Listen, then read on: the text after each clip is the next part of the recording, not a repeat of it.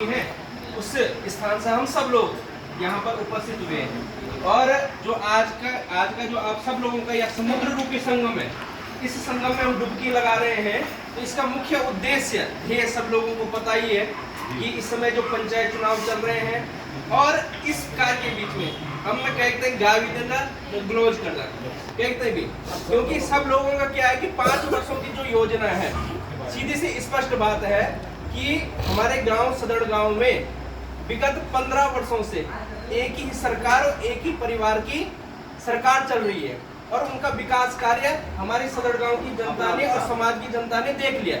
हम केवल आप सब लोगों से यही आग्रह कर रहे हैं कि हमारी भी 5 वर्ष की, हम 15 वर्ष नहीं मांग रहे आपसे। हमारा जो नेता है, हमारा जो नेत्री रहेगी आरती देवी जी, अगर आपको उनको 5 वर्ष का कार्यकाल अच्छा भी लगेगा, ये खराब लगेगा तो आगे तो चुनाव में वैसे भी नहीं उठेंगे, लेकिन अच्छा लगेगा तो हम उनको ये आग्रह करेंगे कि आप प्रधान के लिए ना उठ करके क्षेत्र पंचायत लड़ो और अच्छा काम कर सकते हो तो जिला पंचायत विधायक सांसद के लिए लड़ो। एक ही पद में बैठ करके अगर आपको तालाब बनना है,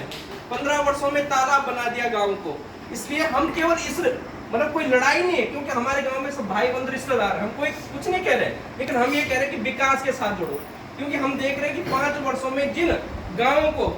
है ना मुख्यमंत्री द्वारा प्रधानमंत्री द्वारा सम्मानित किया गया कि भाई उनके विकास कार्यों के लेकर के, इसीलिए तो क्या गया कि उन्होंने भी कुछ किया और सब लोगों को पता है, ये स्पष्ट है। चाहे कोई भी राजनीतिक पद है, चाहे सरकारी आप पद देख लीजिए, वो वेतन मांग लेते हैं, लेकिन जो ऐसे राजनीतिक पद हैं उनको हम सब लोगों को पता है कि उन्होंने भी अपना 5 वर्ष का कार्यकाल उससे चलाना है ना, सबको कब कितना। लेकिन हम ये चाहते हैं कि आप उतना ही खाइए जितना आपको एडजस्ट हो सके और गांव के कार्य में भी आप लगिए। हम ये चाहते हैं कि भाई विकास कार्यों का मतलब ये है कि भाई जो हमारे आरती देवी जी जो उनके पति स्वयंवर जी है, उनकी यही योजना है। हम ये कह रहे हैं कि भाई एक तो हमारे पास जो सूचना मिली और मेरे से जो व्यक्तिगत पूर्व प्रधान जी की वार्ता हुई है ना, वो ये हुई है कि क्या जब हमारे गले में तो हम इसके दावेदार बनते हैं। लेकिन मैं ये पूछना चाहता हूँ, इस सोशल मीडिया में अगर ये रिकॉर्ड भी कर रहे हैं, कोई किसी के लिए कोई गाली गलौज नहीं है। आदरणीय प्रधान जी, आप मुझे बताइए, 18 से 20 महिलाओं या पुरुषों के द्वारा आपके गले में माला डाल दी गई, क्या गांव की और जो आपकी वोटर लिस्ट में 309 संख्या है, क्या इसके आधार पे आप निर्दलीय प्रधान बनते हैं कि 18-20 मालाओं के आधार पे आप निर्दलीय प्रधान बनते हैं? अगर आपको ये लगता है कि जो गांव से बाहर लोग रह रहे हैं, हमारे गांव के रहने वाले जो रोजगार की दृष्टि से अपने परिवार से बाहर रह रहे हैं, आपको लग रहा है कि ये इनकी आवश्यकता नहीं है, तो मैं आपसे आग्रह करूंगा बारंबार कि आप 18-20 वोट पर ही अपने को विजय बना करके दिखाएं। अगर आपको लगता है कि 309 वोट जो हमारे इसमें है, उसमें से अगर आपको लगता है कि भाई इसकी 50% अर्थात कम से कम 150 वोट से हम विजयी बनना चाहते हैं, तो क्या हम लोग बाहर के लोगों को नहीं लाएंगे? क्या हम अपने, इसका पीछे भी कारण मैं बताता हूँ, 15 वर्षों की योजना नहीं कहता हूँ मैं, ये हम सब लोगों जो हम बाहर भी रह रहे हैं, ये उनकी भी गलती नहीं है, हम सब लोगों की भी गलती कि हमने हर बार त्यागी दी। इस कारण से वो एक ही सरकार बनती चली गई। लेकिन मेरा आपसे आग्रह है, क्या हम इन 15 वर्षों में प्रधान हो या प्रधानमंत्री हो, कहते भी हैं कि प्रधान सेवक,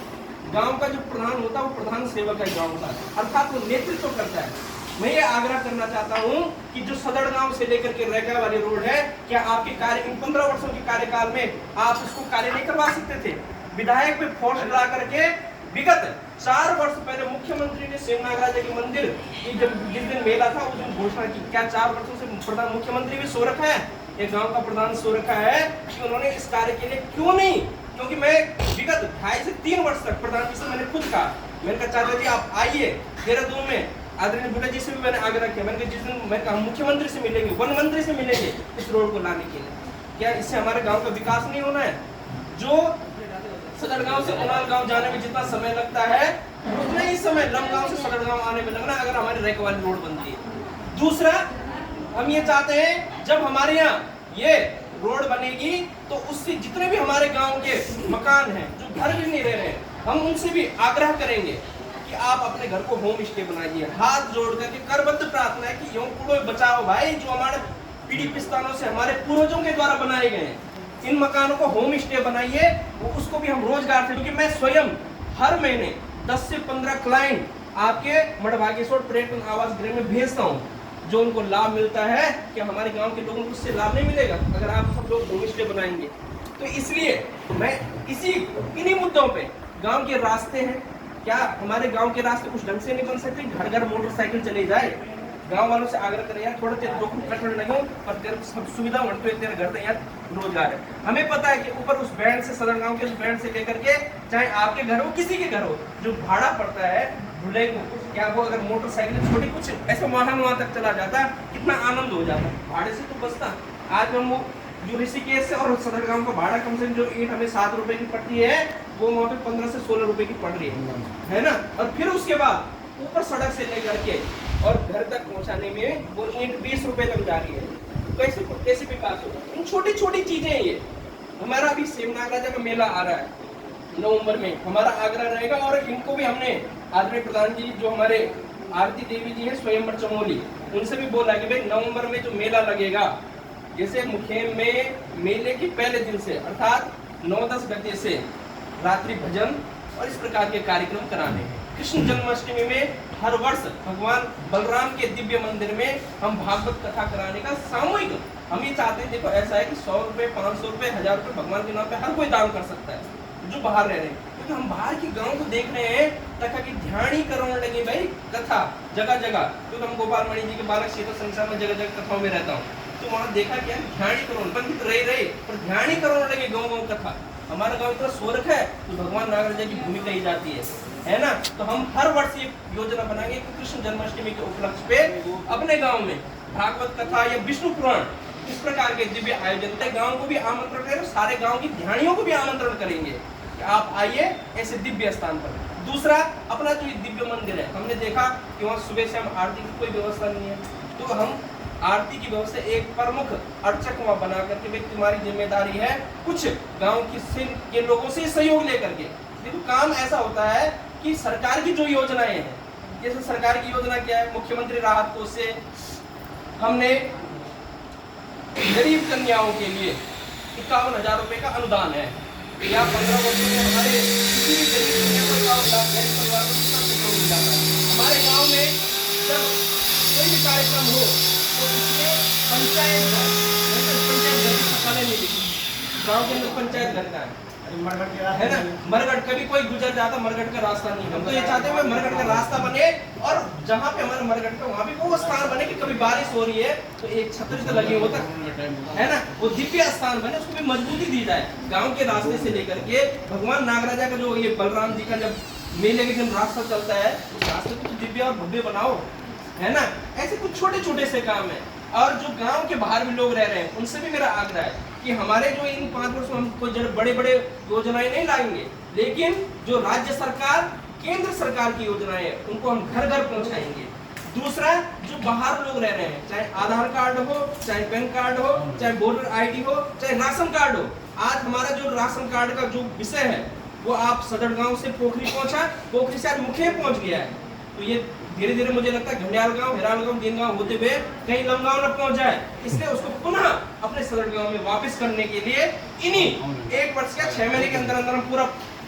सब लोगों से सीखेंगे, उस प्रोसीजर को करेंगे। दूसरा, हम सब लोगों के जितने भी बाहर रह रहे हैं लोग, उनसे भी आग्रह करेंगे अपने घर में हर 3 महीने 6 महीने में जरूर हम अपने घर मकान छोड़ते भैर एकते प्रकार के जल अपने भैर पड़े ठीक है, लेकिन जो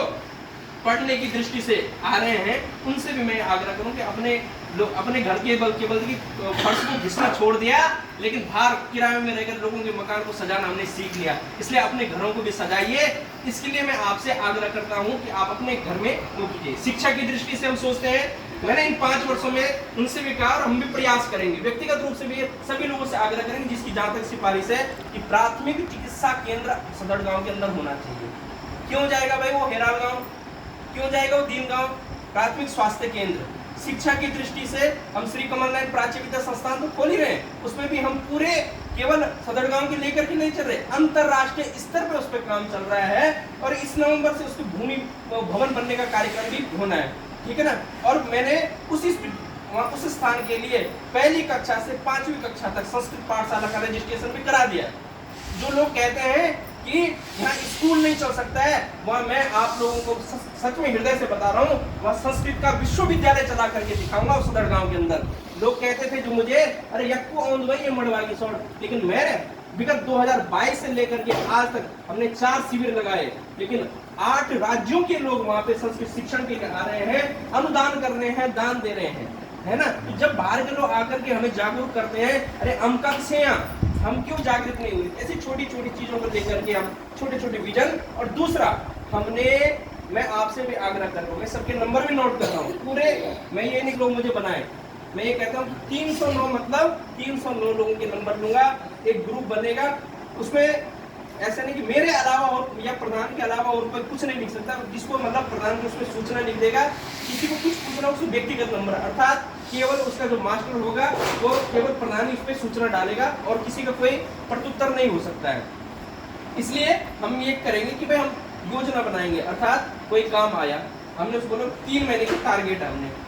3 महीने बाद सब कुछ जानकारी, 3 महीने में ये काम हुआ, अगले 3 महीने का टारगेट लिया, 6 महीने का टारगेट लिया, और वो सबके सामने जाएगा।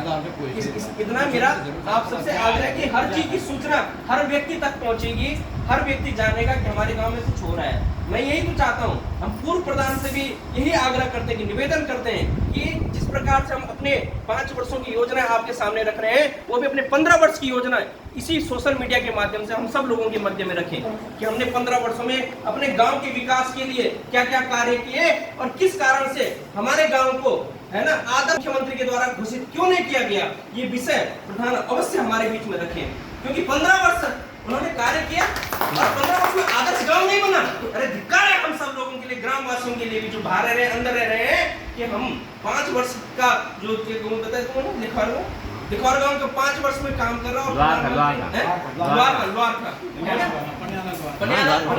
गांव आदर्श गांव घोषित हो गया। 15 वर्ष में अपने गांव को आदर्श गांव नहीं बना पाए, तो स्कूल है, मुझे लगता है ये चीज। दूसरा आग्रह मैं ये करूंगा कि प्रधान होता है मुख्य, हमने अपना बगीचा तो सजा दिया 500,000 पेड़ लगा करके, क्या गांव के एक व्यक्ति को बोला यार तू 10 ढाबा लेकर शो का,